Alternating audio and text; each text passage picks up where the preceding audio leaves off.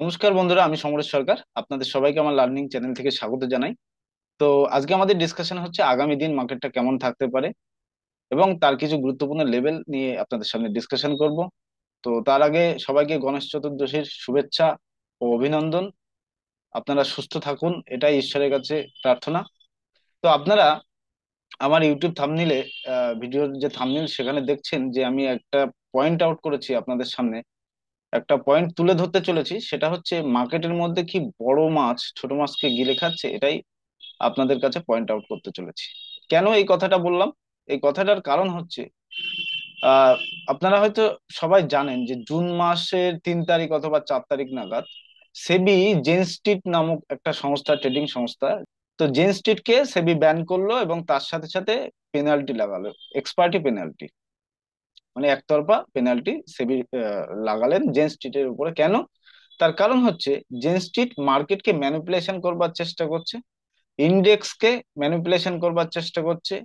কি করছে? একটা ব্রেকআউট করাচ্ছে, ব্রেকআউট করিয়ে পাম্প অ্যান্ড ডাম্প করানোর চেষ্টা করছে। যখনই রিটেলার ট্রেডার ব্রেকআউটের উপরে বসছে, তারপরে বড় একটা স্পাইক দিয়ে নিচে চলে আসছে। যেমন 5 টাকার কোনো প্রিমিয়াম 200 টাকা চলে যাচ্ছে, তেমন 200 টাকার প্রিমিয়াম জিরো হয়ে যাচ্ছে। অনেকে আমরা আছি zero to hero, hero to zero এসব করতে পছন্দ করি। তো এগুলো সেবি থেকে দেখেছেন যে অবশ্যই এতে এইখানে একটা কি করছে, একটা ম্যানিপুলেশন জেনস্টিট করছে। তো ঠিক আছে, ম্যানিপুলেশন করছে, তো তার জন্য তাকে শাস্তি দেওয়া হয়েছে। কি করেছে? তাকে ব্যান করে দেওয়া হচ্ছে।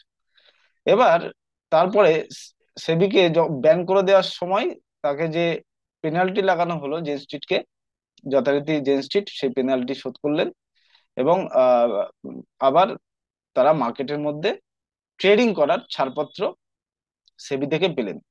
তাহলে বিষয় হচ্ছে কি, বারবার সেবি থেকে যে বারবার বলা হয় যে আমরা রিটেলার ট্রেডারকে সুরক্ষা দিচ্ছি, রিটেলার ট্রেডারকে সুরক্ষা দিচ্ছি, তাহলে এই যে পেনাল্টির যে টাকাটা, এই পেনাল্টির টাকাটা সেবি কাছে আছে। তো রিটেলার ট্রেডারদের যাদের লস হয়েছে এইসব কারণে, ম্যানিপুলেশনের কারণে, তারা কি কিছু পেলো? পেলো না।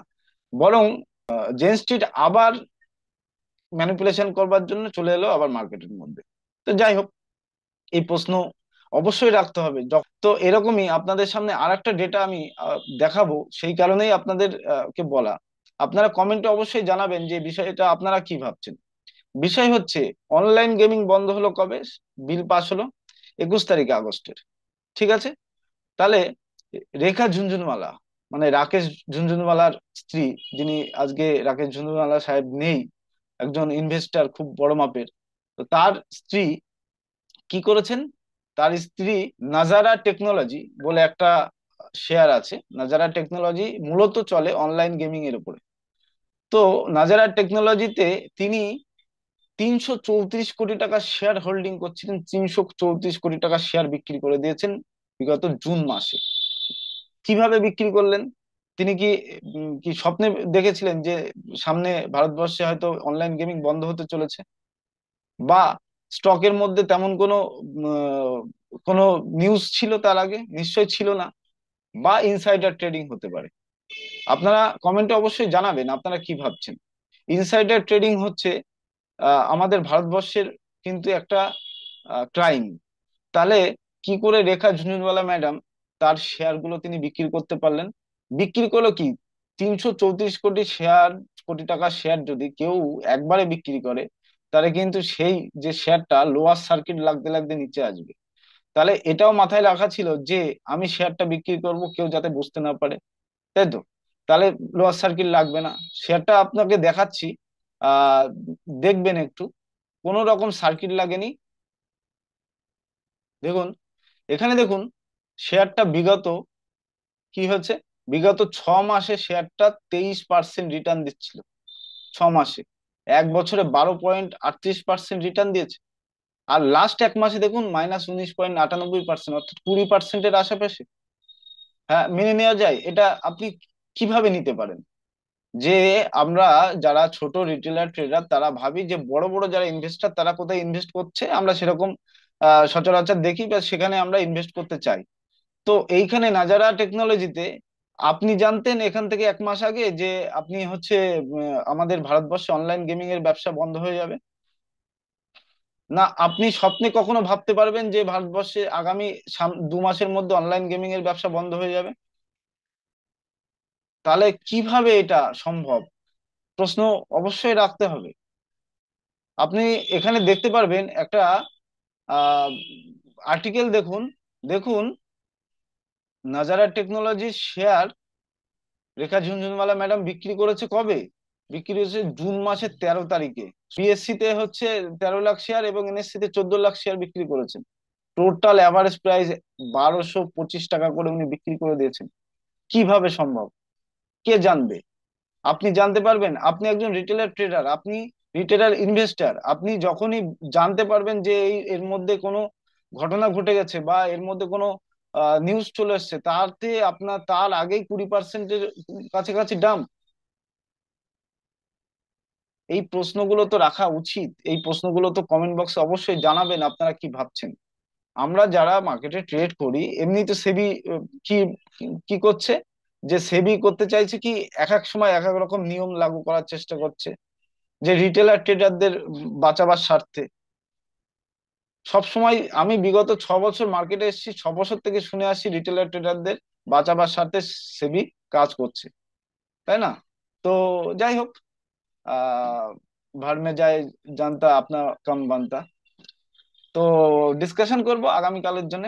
আপনারা কমেন্ট বক্সে অবশ্যই জানাবেন এটা নিয়ে আপনারা কি ভাবছেন। চলুন নিফটিতে লেভেল ডিসকাশন করি।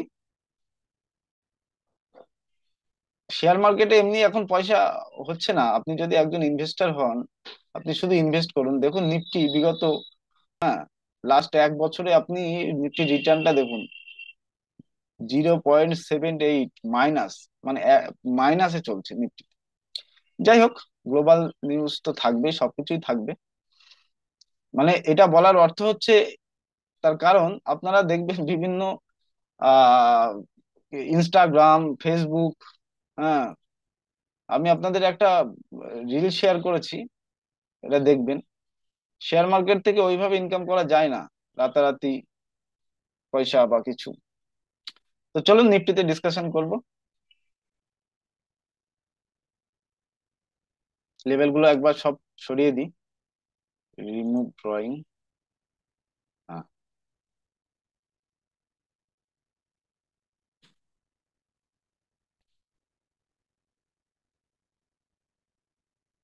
দেখুন মার্কেট লাস্ট ডেটে সাইডওয়েজ করে কাটিয়েছে।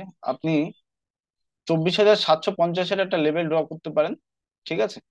24,750-এর ওপরে মার্কেট সাস্টেন করলে একদম সুন্দর একটা মুভ পাওয়া যাবে, সেটা হচ্ছে 24,827, ঠিক আছে? 50 পয়েন্টের একটা মুভ আপনি বড় পেতে পারেন। 24,827-এর ওপরে সাস্টেন করলে আপনি নেক্সট টার্গেট রাখতে পারেন 24,880। 880, ঠিক আছে? ডাউন সাইডে যদি 24,680 ভাঙে, 24,680 যদি ভাঙে ডাউন সাইডে, একদম আরামসে 24,600 চলে যাবে।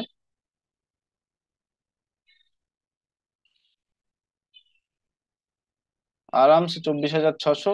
দেন নেক্সট যদি 24,600 ভাঙে মার্কেট, 24,540, 550 আরামসে মুভ পাওয়া যাবে। এই লেভেলটুকু আপনি, আমি যেরকম রাখি সাইডওয়ে জোন বা নো ট্রেডিং জোন, আপনি এইটুকু রাখতে পারেন। 24,750 টু 24,679, 80, ঠিক আছে? এই লেভেলটুকু আপনারা রাখতে পারেন। আমি বিশেষত রাখবো নো ট্রেডিং জোন। যদি 24,700-এর উপরে, 750-এর উপরে মার্কেট সাস্টেন করে, ফার্স্ট লেভেল 24,827, সেকেন্ড লেভেল 24,885। নিচের লেভেল যদি ডাউন সাইড যদি দেখেন 24,680 নিচে যদি ক্লোজিং করে, তাহলে 24,600 first level, 24,550 second level. Bank Nifty একবার দেখবো।